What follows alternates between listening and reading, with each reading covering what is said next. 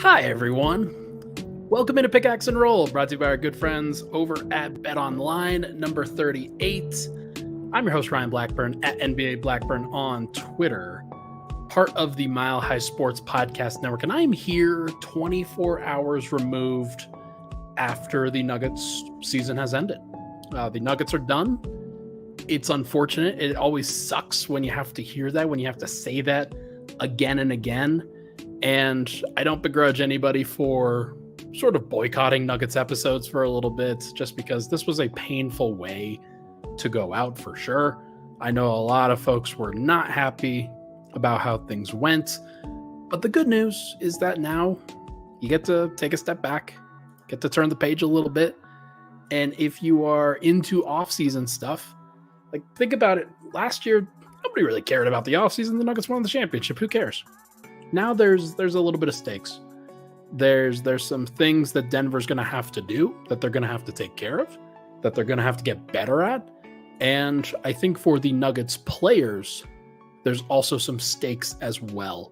So we're going to get into all of it. I'm excited to see what happens, how people sort of approach this topic, what people are going to say.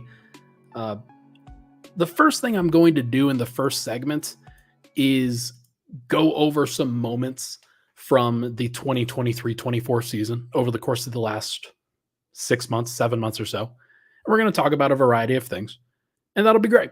And we can reminisce. It's going to be the good, the bad, and the ugly from the season. Second segment, we'll talk about, is the formula good enough? What happened? Like, can Denver just run this back? Can they be better next season than they were now with just basically the same supporting cast? And then third, are major changes coming? Is this an opportunity for the Nuggets to sort of rock the boat a little bit? Is it the right idea to rock the boat? We'll talk about it all. I'm curious to see what your thoughts are, what your takes are on this moment. But first, got to tell you about our friends over at BetOnline, the number one source for all your summer sports this season with MLB, golf, NBA, and NHL playoff stats. You are not going to want to check out the NBA playoffs. I understand that. And if you're a hockey fan, you're probably not super happy about where the Rocky or where the Avs are. So now it's Rockies time. Now it's golf time. If you're looking for the latest stats, news, scores, everything available for your favorite teams and players, get the latest odds and lines, player props, team matchups, odds, things like that over at BetOnline. Head over to their website today or use your mobile device to get in on the action. BetOnline, where the game starts. Okay. Let's talk about some moments. Let's talk about what happened this season. I couldn't really do this last night because there's just a lot of things obviously to go over, but I wanted to start the podcast in that light and not necessarily having to think about, man, it's just a really tough moment, really like just woe is me, woe is us kind of thing. Let's talk about what was good. How about every game against the Lakers? Every single time, like except for game 4, some of them were stressful, some of them were tough, but ultimately the Nuggets basically won every single time they faced the Los Angeles Lakers. I know that if you're a Nuggets fan, if you're a longtime Nuggets fan, that you're pretty happy about that. Normally, in a year where there weren't like massive championship expectations, what happened in the first round of the playoffs would have been good enough. Most people would be like stoked. Hey, this, like, you win all the games against the Lakers, you embarrass them, you send them out on a buzzer beater shot basically in game 5. The game 2 buzzer beater that Jamal Murray hit will live in infamy in terms of like he'll always be an op for the Lakers. Like, he's just never ever going to be somebody that they support. And that was true based off of previous matchups as well, but really hammered that point home. He became an enemy of the state over there. And that's fun. Like, you want to be somebody else's bane of the existence. That's for sure. How about the Boston Celtics matchups? Those were fun. Those were good moments. Denver had some great games against the Boston Celtics, some of the best in the NBA, some of the most important games of the NBA in the regular season. And those were good. Those were good moments, good things to think back on, and a good reminder that, yes, while Denver's season is over against the Minnesota Timberwolves, if Denver had just gotten through that, I think they would have had a pretty solid chance against Boston. Some people might think that that's painful to think about. Some people might think that I'm doing you a disservice by like talking about, oh man, if they had just gotten through game 7. Yeah, obviously. Like I think Denver had a really great chance to win a championship this year. They fell short because they faced another top 3 team in the NBA, and then they just were facing a team that was not only in their tier, but was geared towards facing them. If they had just played the Thunder, or hypothetically, if they had played the Mavericks, I think that there would have been a different outcome for sure. How about Nikola Jokic winning MVP? He was great throughout the entire year, played 79 games, put up historic numbers. Ultimately, Nuggets fans don't celebrate individual awards like they do for team awards, for team success championships, but this is still a pretty cool thing. This is still a pretty cool moment. Like Denver still has Nikola Jokic around. He'll be around next year. He'll be around for the following year. He'll probably be around for the next 4 years at least. And that is a good thing to celebrate. You guys remember the in-season tournament? I pulled this up when I was looking at Denver's actual game logs and like trying to remember what even happened this season. The in-season tournament, the 4 games that Denver played that were regular season games that were overlaid on in-season tournament games were games 6, 11, 12, and 16 earlier this season. They were quite literally 5 months ago, an absolute eon ago. And it's funny to see like all of this. Man, the comments are wilding. They are absolutely wilding. What's going on, man? People are not happy, obviously. I get it. The in-season tournament will be back. I wonder if that's going to take a larger precedence going forward for the NBA, just because like the NBA wants it to take precedence. So if Denver actually wins it next year, if they really try for it next year, then they're going to have an opportunity, I think, to gain a tiebreaker in the playoffs. That hasn't been fully decided yet. It won't be decided until the CBA is fully ratified in late June, early July.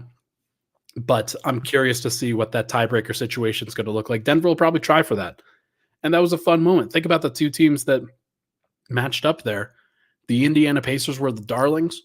The Los Angeles Lakers actually won it, kind of tired them out, and they were lost in the first round. But the Indiana Pacers are in the Eastern Conference Finals because they're pretty good. So kind of an indicator in an early season environment of how good a team can be. Jamal Murray's injuries throughout the season, they were bad moments. They were difficult to swallow, I think. Murray has long just wanted a healthy year. Coming off of a torn ACL in the previous season, he only played like 62, 65 games, somewhere around there, and was kind of on a minutes restriction for a lot of it, kind of on an effort restriction for a lot of it. This year was supposed to be his healthy year. This was supposed to be the year that he broke out as an all-star. Hypothetically, if he had stayed healthy, maybe that would have happened. As it turns out, that hasn't happened. And it's unfortunate that that is just part of the story at this point for him. I'm going to talk about this a little bit later in the podcast. I think that it is Jamal Murray's time to become an all-star next year. He'll be in a contract year next year unless Denver signs him to an extension. I think that he will, he's going to make a better effort than he did this year, that's for sure. But I'm very curious to see how he handles it. The Jokic versus Embiid saga, that was back in January, if you remember. Kind of forgotten amidst all of this that Embiid and Sixers fans are still thinking that they have the best player in the NBA, that as long as he stays healthy. Think about how much Jamal Murray's health has defined what the Nuggets have done. At least you're not Sixers fans. At least Denver got a championship, man. Sometimes it's tough. Sometimes it's not perfect. It's not easy. But Denver got the championship last year. You could trade places with Sixers fans and be absolutely miserable if you want to. Um, yeah, like that is another alternative if you want. How about Jokic's buzzer beater versus the Warriors, that near half court buzzer beater? Basically all the Warriors matchups because the Nuggets swept the Warriors. Draymond Green would have you forget that he got absolutely cooked by Nikola Jokic. He wanted Rudy Gobert to be on Nikola Jokic. As it turns out, that strategy of having Karl Anthony Towns guard him or Naz Reid guard him, that legitimately won the Wolves the series. So I am not looking forward to Draymond Green's tenure with TNT. And maybe this is where inside the NBA goes to die. Think about the battle with OKC, the battles with Minnesota.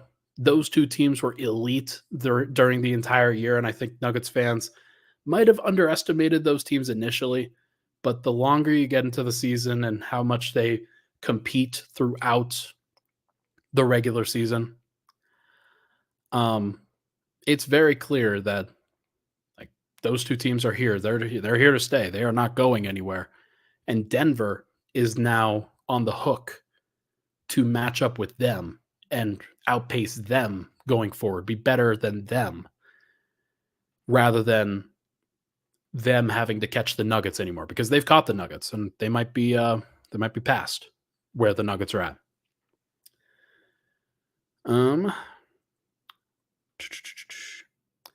Denver did go 21-6 post All-Star break. They were very good. They had the moments where they looked like the best team in the NBA. They had a lot of great moments during the regular season. They couldn't ultimately capture it during the playoffs. I know that that's where most people want to see it, but it's also one of those things where you kind of miss the forest through the trees when you are focusing so heavily on one result, especially when facing against another elite team. Only one elite team can win. And the fact that it's unfortunate that Denver lost in this one, I won't get tired of saying that, I guess. Only one of the teams could move on. This year, it was the Timberwolves. Next year, it could be the Nuggets. It's very possible. Jokic versus Wemby was fun throughout the year. 3 of those matchups right at the end of the season, including an unfortunate one in Game 81 where Denver lost that. But Wemby is going to continue to get better, just as Anthony Edwards has continued to get better. And those are fun moments. However, I will wrap up this segment with this. There were fun moments throughout the year. I don't want to diminish that. But this season, in all honesty, felt like a chore. And I think the Nuggets felt this too. It's something that Michael Malone, Jamal Murray sort of alluded to in the postgame last night, that it's just a very, very long and arduous season and process in order to not just do it for 1 year, but do it for 2 years, where not only are you like working as hard as you possibly can to win a championship, but then you got to try to muster the same energy, if not more so, in order to win a championship the following year, when the opposing team, in this case the Timberwolves, has had a ton of opportunity to see what you do, to hone in on where your weaknesses are, and really try to press those buttons. This year was a chore. This year was tough, not just for the players, not just for the coaches, but covering it was really, really tough. Like, I remember back in November getting mad at Jokic, getting mad at the Nuggets for not necessarily taking things as seriously as they need to, not necessarily bringing the right energy and effort early on. And Denver won 57 games. So like maybe some of my concern was misplaced at the time. But there were signs, I guess, throughout the year that Denver was one of those teams that's like, okay, you got to flip the switch. You got to flip the switch. You got to flip the switch. And then when they finally did flip the switch, it was a little bit duller. It was not as potent. It was not as like breathtaking as it was the previous season. Other teams weren't ready for it when Denver did it last year. They were ready for it when they did it this year. So going forward, I think Denver's switch, it needs to be more potent. It needs to be like when they reach that zone, they have to become more unstoppable. especially on the offensive end, because I think that teams are catching up to what Denver does on the offensive end for sure. So they're going to have to figure it out. They're going to have to go through a variety of things. But I am curious to see how they handled it. And Michael Talley says he strongly disagrees. When they flipped it against Boston, they looked incredible. I do agree, but that's one matchup. And there were plenty of matchups in the Western Conference where Denver did try to flip the switch a little bit. They tried to go hard against the Thunder at times. They tried to go hard against the T-Wolves at times. And there were some times where they made it work, but they're like, that's what a series is for. It's where when one team finds that gear, it's on the other team to rise up and beat it. And Denver just could not do it in the T-Wolf series. And I think that's important. It's an important thing to understand in all of this. So, look, is what it is. They look good. And Patrick McMahon says it here. They look good for 3, 4, and 5 in the first half last night. So they look good for half of the series. The other half, they did not look good. And then it ultimately came down to which team could figure out the war of attrition. And the T-Wolves were the team that was able to do it. All right, let's take a break. When we come back, we are going to chat about what can the championship formula look like? Is it good enough? And should the Nuggets maintain their status quo? We will be right back. But first, I want to tell everybody about number 38. The Nuggets, or not the Nuggets, the Mile High Sports and Denver Stiffs host bar for the playoff runs. I know the playoff runs are over, but it doesn't mean that you shouldn't still go out to number 38, where they do a bunch of great appetizers, a bunch of great beers on tap. They've got some awesome food selections from brunch to pizza to chicken sandwiches to appetizers. There's just a variety of fun foods there. And there's a variety of seating options inside, outside, lots of good places. It's an awesome venue. You should definitely go check it out. Let them know that you came from us over at Mile High Sports. We would love to keep up our relationship with them. We will be right back on Pickaxe and Roll.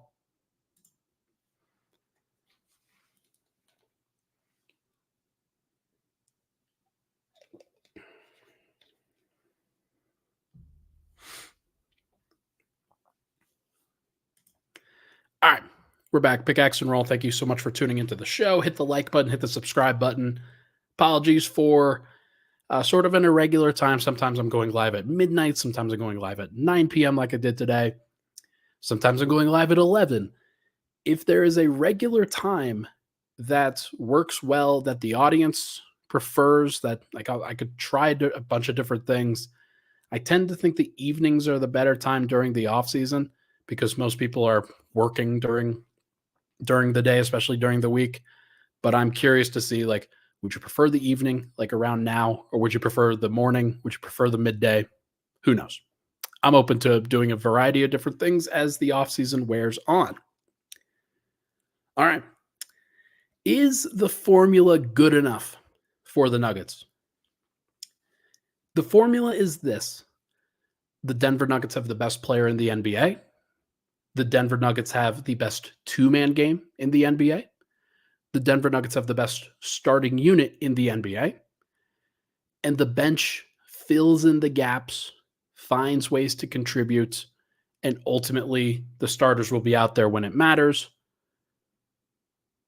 Bench doesn't matter as much. That was the formula going in. That was the formula going into the playoffs. That was a formula going into the regular season, for what it's worth. The Nuggets decided, Calvin Booth specifically decided, rightly or wrongly, that the Nuggets were going to go into this season young. They drafted 3 players, Julian Strawther, Jalen Pickett, Hunter Tyson. Those guys were all on guaranteed contracts, including the second-round picks. In addition to that, they had 3 two-way players, all of whom were pretty young except for Braxton Key. Braxton never really played, never really got the opportunity. So that's 6 of the 18. And then Denver has DeAndre Jordan on the bench. He wasn't ever counted on to be a consistent rotation player, nor should he be going forward. Then they have Vlatko Cancar, who was going to be counted on to be a rotation player, but he unfortunately tore his ACL back in, I think, late July, I want to say. He will be healthy and ready to go for next year. The Nuggets have an option to pick up on him. I assume he will be back. There's no reason for him not to be, I don't think. But um yeah, I think that between those 8 guys, Denver wasn't expecting major contributions from those 8 out of the 18. So then you go to the top 10. Obviously, you have the starters. We've talked about them. Best starting lineup in the league, right?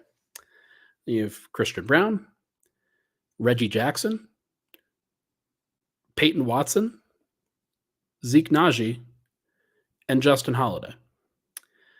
The Nuggets counted on Christian Brown. They knew they were going to count on Peyton Watson. They knew that that was going to be the formula. That was going to be those 2 young guys specifically.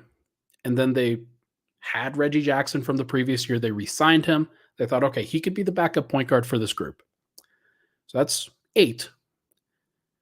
And then the other 2, Zeke Naji and Justin Holiday. Zeke Naji was expected to be one of the major rotation pieces.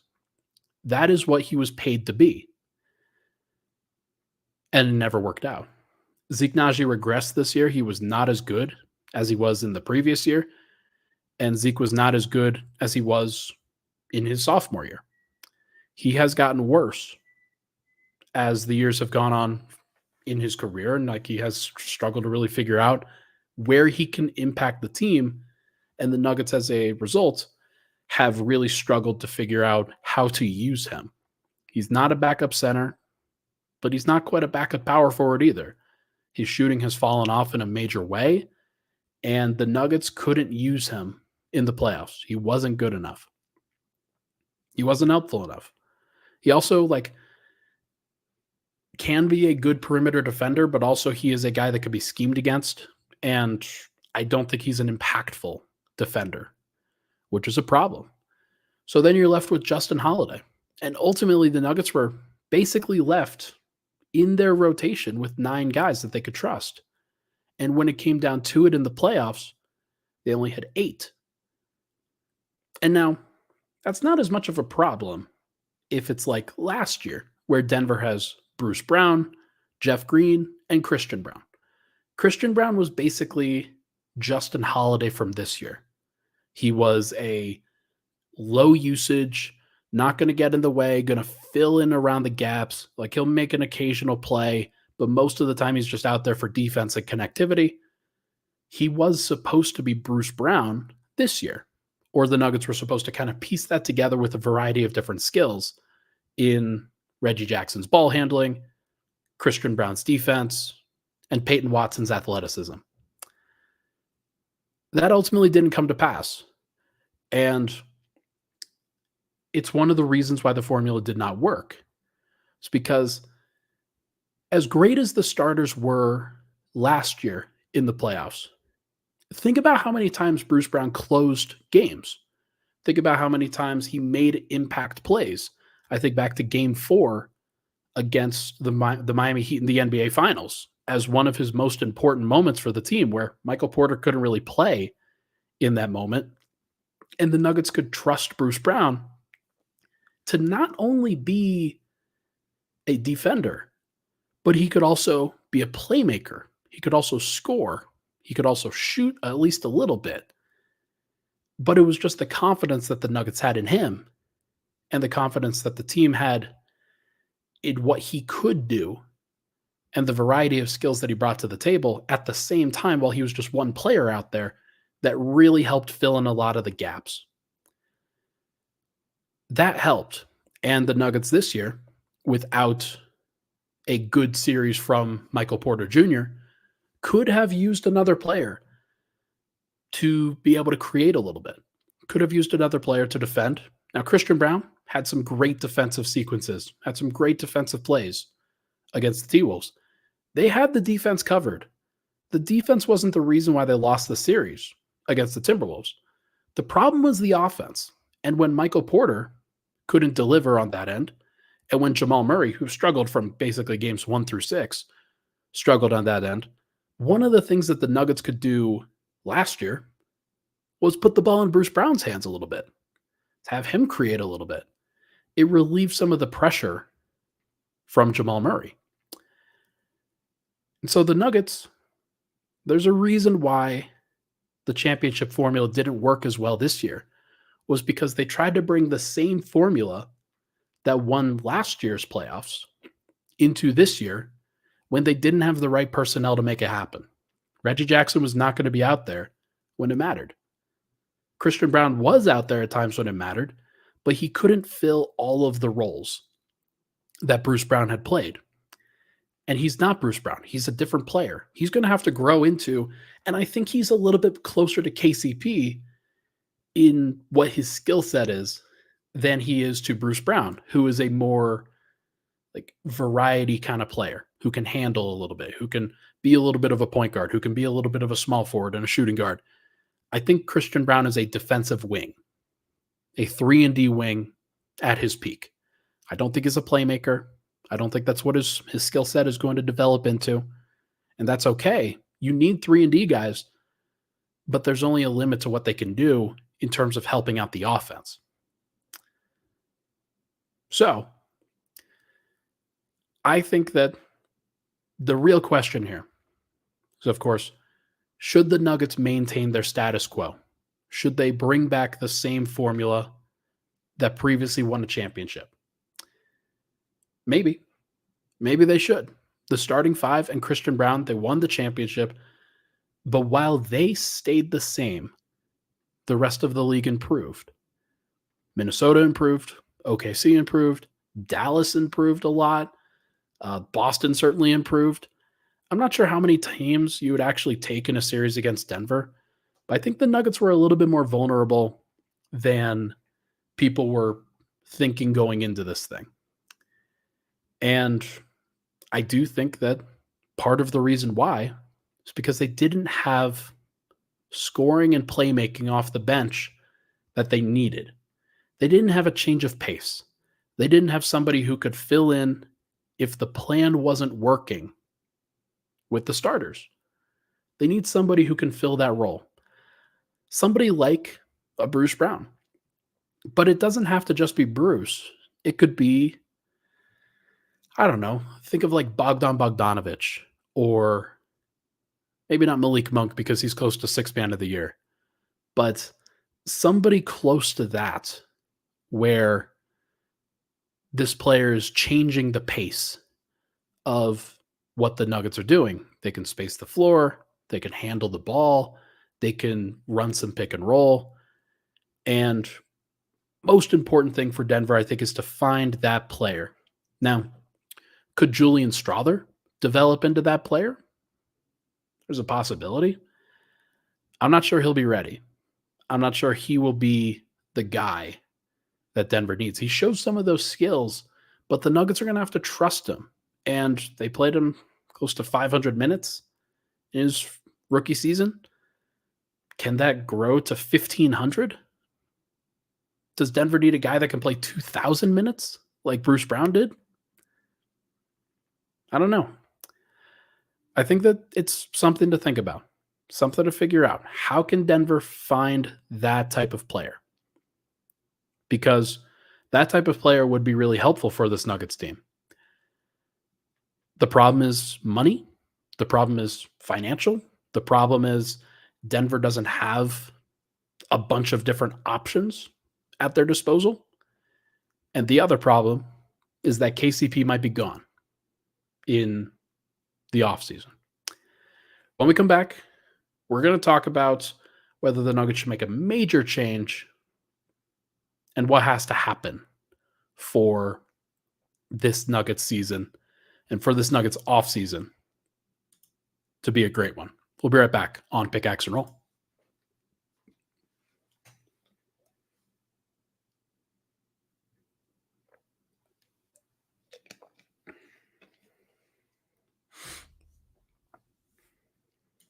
All right, we're back.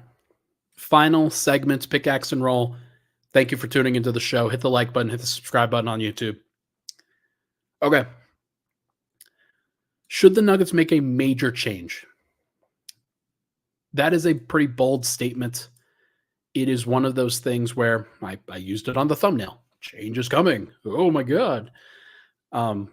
Look, anytime you go through a heartbreaking moment, you have to discuss some things. Denver was not good enough. Minnesota was better.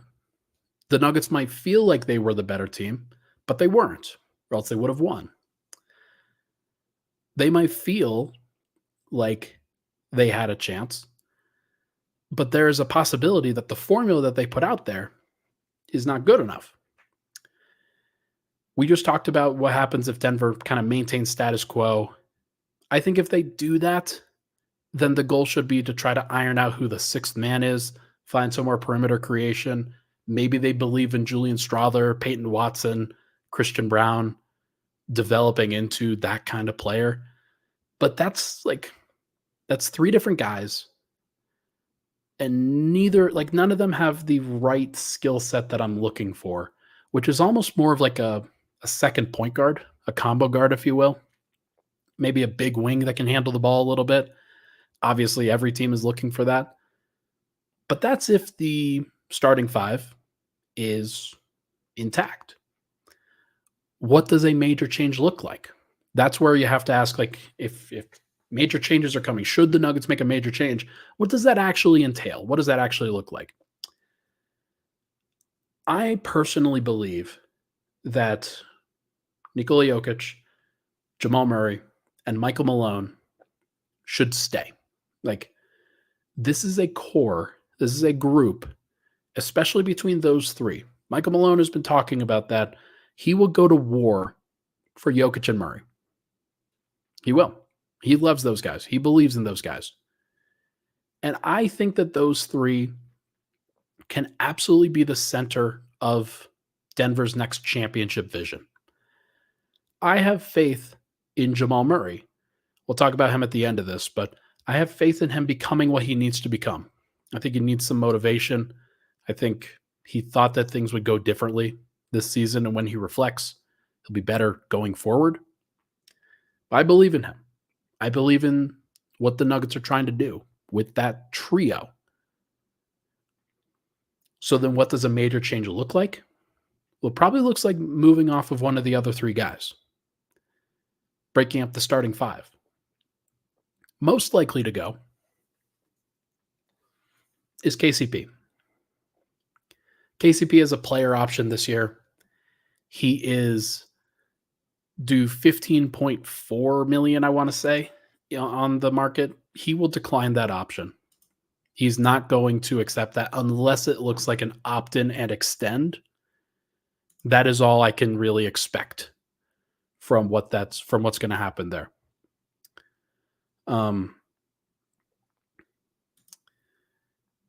KCP is a needed piece.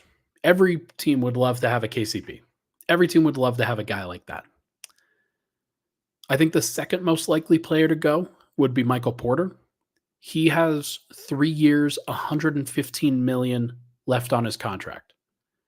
One of the things that we're talking about when we talk about how Denver doesn't have a lot of money to throw at the bench is because of the Michael Porter contract specifically. Porter, based off of his production, based off of what he looks like in the playoffs, I think of him as close to a $25 million per year player. In the current market, he is not quite a $40 million player, $37 million player like he's paid to be right now. And that's just what his contract is. Denver can't change that. Maybe there's another team that values him a little bit more and could give Denver the pieces that they need in order to bolster what they do. But that's a big change. Michael Porter is a big part of what the Nuggets have accomplished so far. The Nuggets do not win a championship without Michael Porter Jr. last year. He was very, very important. He made some big plays in Game 5 of the Miami series. Made a big three after not being able to hit anything in those finals. But Denver got to the finals in large part because of Michael Porter. So I think that they needed him. Do they need him going forward? I think is a fair question. Do they need what he provides? And does what he provide, is that worth the cost? I don't know the answer. I can ask the questions, but 3 years, 115 million is a lot. It just is. And if you're looking for the way to bolster the bench, it is probably to break up that Michael Porter contract into a couple of smaller contracts. For example, this is not like, this is a hypothetical. I mentioned Bogdan Bogdanovic earlier. What if I told you that the Nuggets could trade Michael Porter and one of Julian Strother, Christian Brown, or Peyton Watson to the Atlanta Hawks for DeAndre Hunter and Bogdan Bogdanovic? Basically, a downgrade as the starter, a DeAndre Hunter type, a downgrade at the starting three for an upgrade at your sixth man. If I told you that Denver could do that, would you take it? The answer might be yes. The answer might be no. I'm not sure if that is a fair deal from Atlanta's perspective. They may not want Michael Porter. But that's the thing. I think that Denver is going to have these tough conversations, and it may not be that deal, but they're going to have some tough conversations about Michael Porter specifically. And this is a tough time because he just really struggled, but I do appreciate what he has brought to the table for this team. He was their second most consistent player throughout the entire regular season, and then was a key factor, their second best player in the first round of the playoffs. But as I mentioned last night, there's a difference between a 16-game player and an 82-game player. And even beyond that, there's a difference between a 16-game player and a player that is designed to go to the conference finals and the NBA finals. I'm not sure if Porter is designed for that. I think he's a little bit more rigid than that. A little bit less flexible than you probably need in a moment like this. So he's the second most likely guy to go, I think. Most likely is KCP because he already has a player option. He could just walk away if he wanted to. If he gets a good option, he has an opportunity to walk away. The third most likely is Aaron Gordon. Least likely of the three starters around Jokic and Murray. Gordon's got one more year on his contract and then a player option the year after that. Can the Nuggets justify trading him? Can they justify moving KCP or Michael Porter? I think Aaron Gordon is the least justifiable for moving because he has a skill set that is so important for what the Nuggets do. It's the Jokic Murray two-man game, and it's Gordon as the follow-up on the offensive end. He can do some playmaking. He can do a little bit of scoring. He can do a little bit of rebounding, and he's mostly defensive focused. He's got a lot of versatility, and that is very, very important when guarding a team guarding any team, basically. Aaron Gordon will be able to find a good defensive matchup for him against any team because he has positional flexibility on that end of the floor. Now, was Minnesota a tough matchup for him on the offensive end? Yes. And that's why I said that he was the next factor heading into the series, and it didn't ultimately go well for him. But I don't think that Denver should overreact in that to Gordon specifically. Although he is up for extension as well. When September rolls around, you can't do it this offseason until the later portion, September, early October, he will be up for a veteran extension. Will Denver give him the 4 years, $140 million that he could earn? I don't know. Maybe they hold off on that. That'll be interesting to see. And a lot of that, I think, will break down as to whether Denver retains KCP or Michael Porter or both. I think that Aaron Gordon will be around. Can Denver replace Michael Porter via trade? Maybe. Like the deal that I just laid out is both good and bad in some ways. You get a little bit of a downgrade at the starting small forward and then an upgrade at the bench. That's really the give and take that you have to look for, though. You're not going to find, if you move Porter, you're not going to find an opportunity where you are doing both things, improving the starting unit and improving the bench. You have to figure out which one you prefer. And for Denver, they have made the case that they prefer to get the best starting lineup possible. Maybe that's the right call, but I don't think that Denver can just replace Michael Porter. It's going to be really tough. Like, it's a tough skill set to try to fill out. So, can they do it? Maybe. But he's tougher. Can Denver replace KCP? I think that is the most justifiable for being able to replace. Because Denver, whether it's a sign and trade, whether it's hey, you let him go and then you sign somebody for either the taxpayer MLE, or if Denver works hard enough, they could get to the non-taxpayer MLE. They could try that. They could just try replacing KCP internally.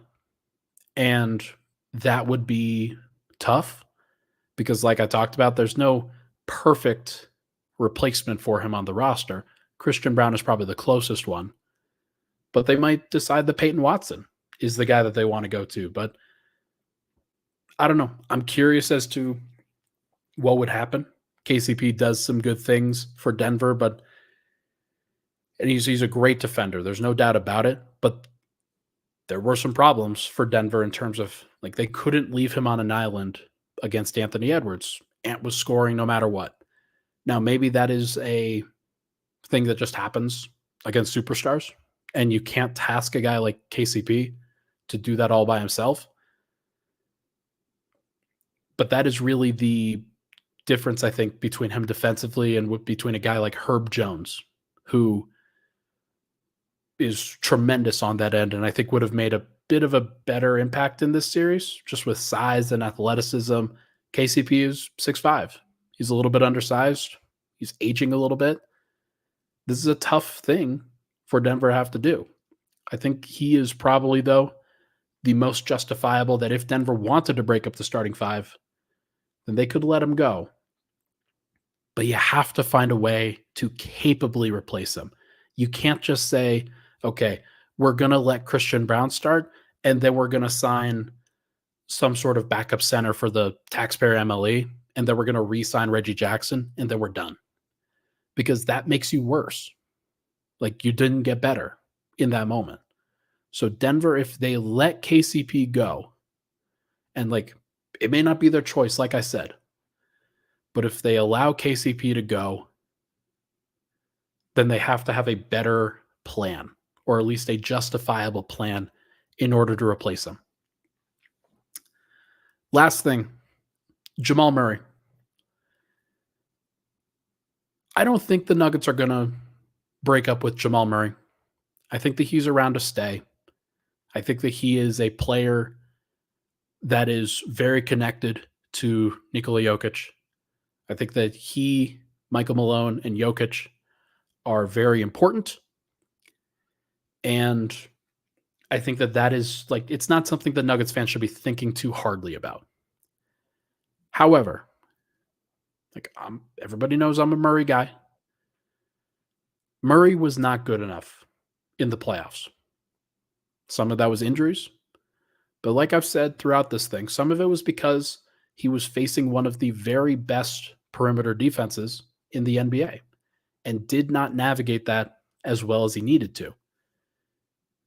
He has to be better. He's going to want an extension. The Nuggets have an opportunity to sign Murray to a contract extension. And I'm going to keep my eye on it a little bit. Like, I think on July 1st, technically, I think June 29th or June 30th, because they've changed up the free agency calendar a little bit. Murray will be eligible for a max extension, 30% of the cap. He will not be eligible for the Supermax because he hasn't made an All-NBA team, hasn't made an All-Star team. But he will be eligible for the 30% max, which will be 4 years, $204 million. So over $50 million a year. In order to justify that contract, Murray's probably got to be better in some ways. And if he's not, then that's a really tough thing. I want to go over this comment that I just saw. Murray is not a max player. The most important thing that I think I can parse onto people is that every team has a max contract player. Every single team. It just depends on who you're giving that money to. There are teams that, like the Detroit Pistons, their max contract players are going to be pretty bad. Portland, Jeremy Grant is being paid 5 years, $160 million. Murray would be paid more. But like there's a lot of guys that you can point to and say, okay, they probably do not deserve that kind of money. If I go to active contracts right now and just go to average annual value, Murray would be making about the same amount of money that Bradley Beal would be making, that Kawhi Leonard would be making, that LeBron James would be making. There are stars that are being paid more, like Jaylen Brown's averaging $57 million a year. But the thing that I think people should remember is that with the salary cap going up,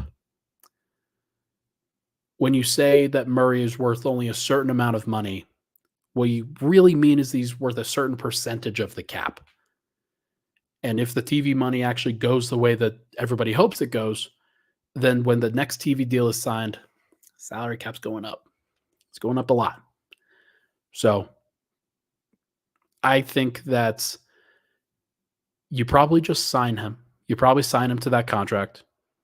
Hope that the salary cap goes up a little bit. And like, okay, well, here's the thing. How many max contract players are there in the NBA? Like, I would probably call Jaylen Brown about the 20th best player in the NBA or so, somewhere in that general vicinity. So he's overpaid for the amount of money that he's making. But if he made 45 million, 48 million, is it fair? Is it fair? I don't know. There are players that are younger. There are players that are on rookie maxes that would be making more money if they had the opportunity to. Like, if you had an opportunity to pay Victor Wembanyama $50 million a year, you're probably doing it. You probably are. So I think that people have to appreciate that. But the obvious thing for Jamal is that if you do not believe that he is worth that contract, then this is probably the year, if you're the Nuggets, to shop him. It's probably the year. Might not be what people want to hear. Might not be what Jamal wants to hear. Might not be what Nuggets fans want to hear. But if there was a year, if you did not believe that Jamal was going to be a good value on his next contract, if you did not believe that it was in the best interest of the team to sign him to that contract, you don't sign him to the contract. You try to find a different option. So if people want to share with me what they think the better options are, then I'll listen. I will hear you out and we will see what happens. Like, because I was proposed a deal by somebody close to me that was basically a Jamal Murray for DeJounte Murray swap. And this person justified that DeJounte Murray might be a better player. That is closer to the value that you'd be getting on a Jamal trade. And I do not agree that DeJounte Murray is a better player than Jamal Murray or a more valuable player like that what Jamal can provide and what he has provided for the team.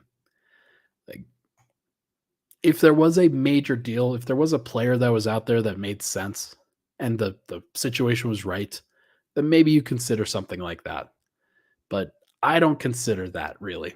I do not consider that to be an actual legitimate option. You're not trading for Murray. You're not trading Murray for anything less than like a legitimate true blue all-star. Somebody that is at that point. So people got to understand that this is the lot. Like if you bring me a name, then I'll discuss it. I'll figure it out. Like we can go through it. And maybe that's something that we do on a future episode. But you got to actually bring me a good name. And here's a name from Patrick McMahon. De'Aaron Fox. Why in the world would Sacramento trade the guy that helped them get to the playoffs for the first time? They wouldn't do that. There's no way. What if the Suns offered Durant for Jamal Murray? Interesting name, and one that I had considered.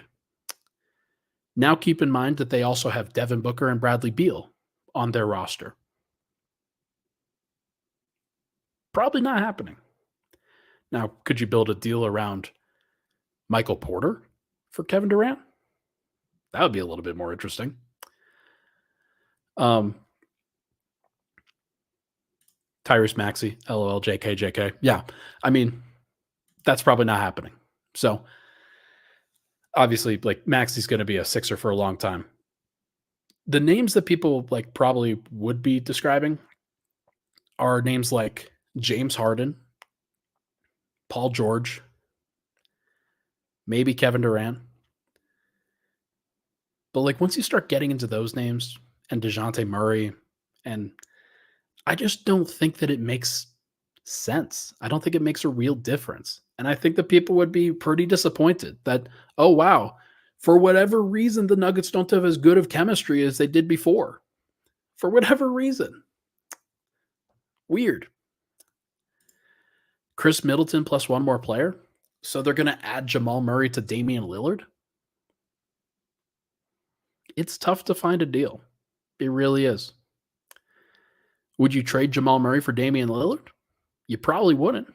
Think about how Damian Lillard looked like this year. Like, that's it's not great. So, look, people got to understand that it's just going to be tough. And like, you have your lot in life, and the Nuggets have their lot.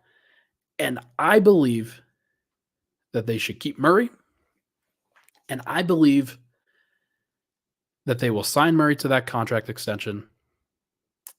I believe that Murray has to become an all-star next year.